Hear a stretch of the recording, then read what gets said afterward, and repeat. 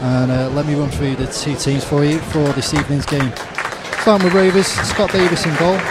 Back four of Adam Buxton, Liam Rydalsh, Steve McNulty, who comes in place of Richie Sutton alongside Jay McEvely at the back. Then we've got Jeff Hughes and Ollie Norburn in defensive midfield roles.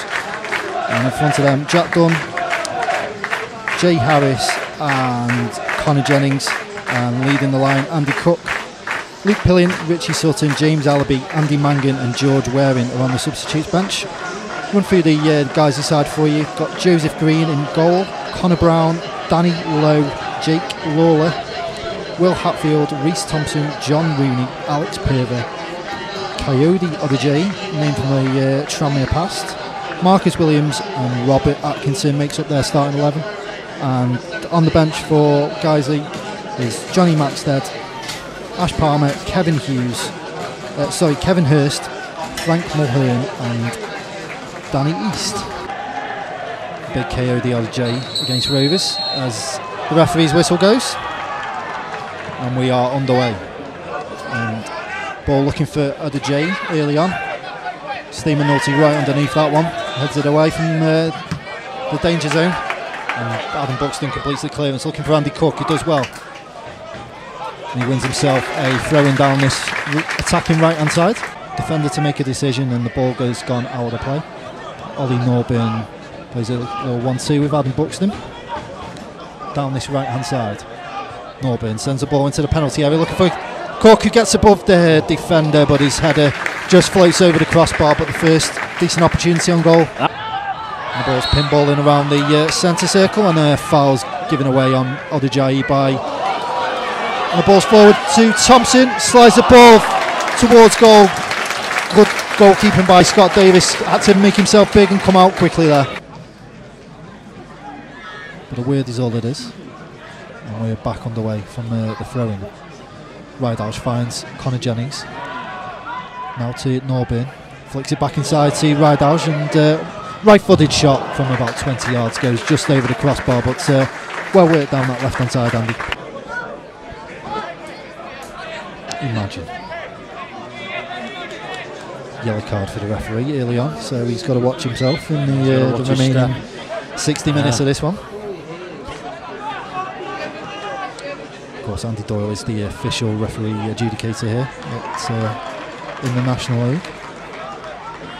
God help him. So Liam Rydalsh with a throw-in on the left-hand side. Norburn again closed down well, but he switches the ball out to the right-hand side and finds Adam Buxton.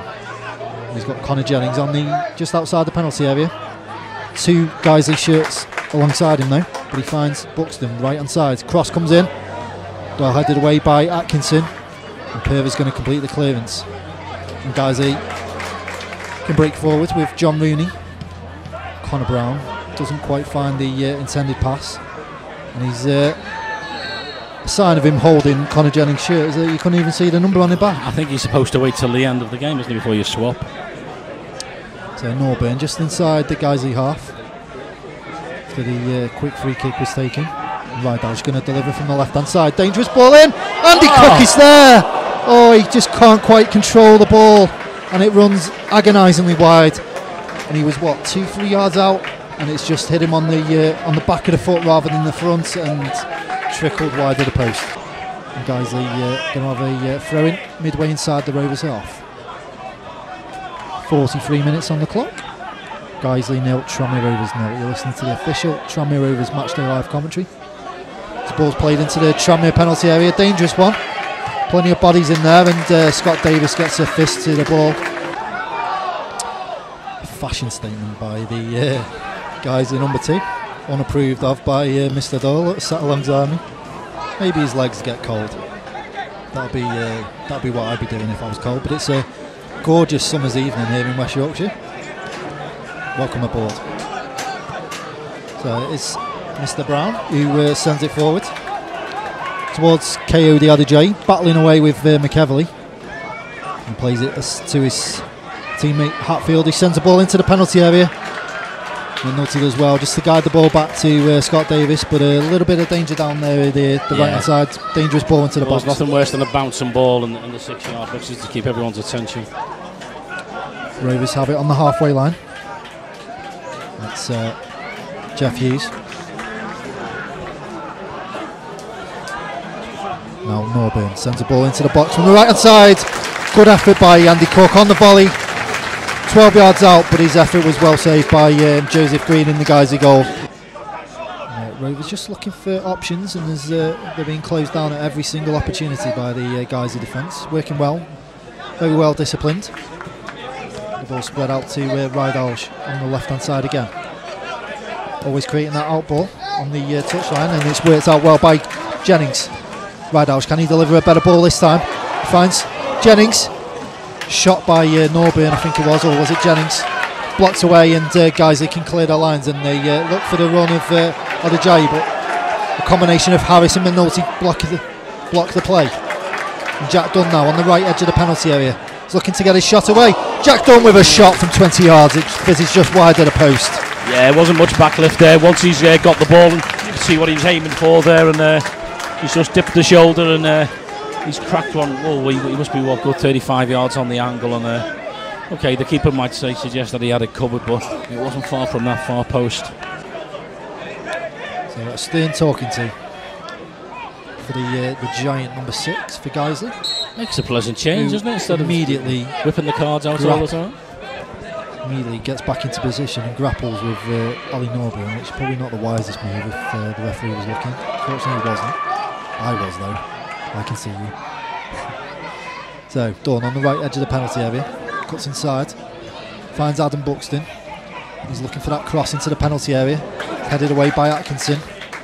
Jay Harris tries to hook the ball back into the danger area. It's gone as far as Connor Brown, who clears his lines down the left channel. McEvely's going to deal with that one. Straight back to Scott Davis, and he receives the ball back from his goalkeeper down the left channel.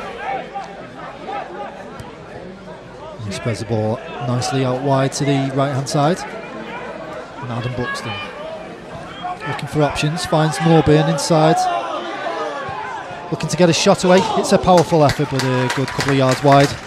30-yard shot, low and hard, but lacked the direction, and it's trickled a couple of yards wide. Who does get to the ball, but he hooks it as far as Scott Davis.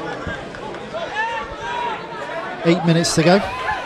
Who's the likely target if there's going to be a winning goal, Andy? The wrong guy for me is on the wing at the moment.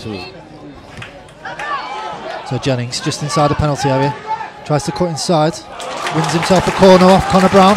Done well there to win the corner. Have a corner kick on the left hand side. Sorry, Andy. Yeah, no. As you say, Alabi's over on this left hand side, and really he's the guy that should be in the middle, and he's not very Forager to look to cross the ball into. One decent cross, that's all you're looking for. Connor Jennings has that opportunity to do that. He swings the ball to the back post. It's headed in by Andy Cook. Oh, it's deflected wide. Deep corner from the left hand side. Jack Dunn has got his head to it, flicked it across the face of goal. Andy Cook was there, prodded it towards goal, and it's flicked away off a Guiseley boot, and it's out for another corner, which Jennings is going to swing in. Low and hard. It's cleared away at the near post. But Rydalsh, he takes a bad touch. Ball runs out of play. Jake Lawler gets the man of the match from the home sponsors.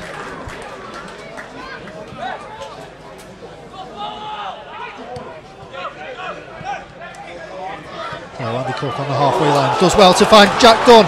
He's through on goal. He's got Marcus Williams alongside him. He drags his shot wide. 12 yards out, right edge of the penalty area. And he's fired a right-footed shot right across the face of goal, and it's just missed that far post, Andy. And those floating little crosses make it easy for the goalkeeper. As the referee's whistle goes, draws a conclusion to tonight's fair. And it's finished here, Guiseley 0, Tranmere Rovers 0. A few chances at both ends. Andy Cook with the best of them for Rovers. Had a header in the first minute, went just over the crossbar, and then about 32 minutes he fired a shot from about 3 or 4 yards, which just went wide of the post. Ollie Norburn and Connor Jennings and Jack Dunn with a couple of half chances in the second half, which went off target. overall assessment of this evening's game, Andy? We were never in trouble, really. They never had us under any sustained pressure. We just lacked that killer touch, that quality last ball. That cutting edge, wasn't it, this evening? Just lacking. Short game was back though. McNulty was excellent at the back. Every forward ball, every attack virtually came through him. He started everything. So, and that was a big plus. But yeah, you can see, and the fans are giving them a round of applause. They put the effort in, as you say, but just it was always bouncing on the other side of the post, though. So we just couldn't get that little bit of composure. But as you say, could be worse, but it's away, clean sheet, and we've got a point.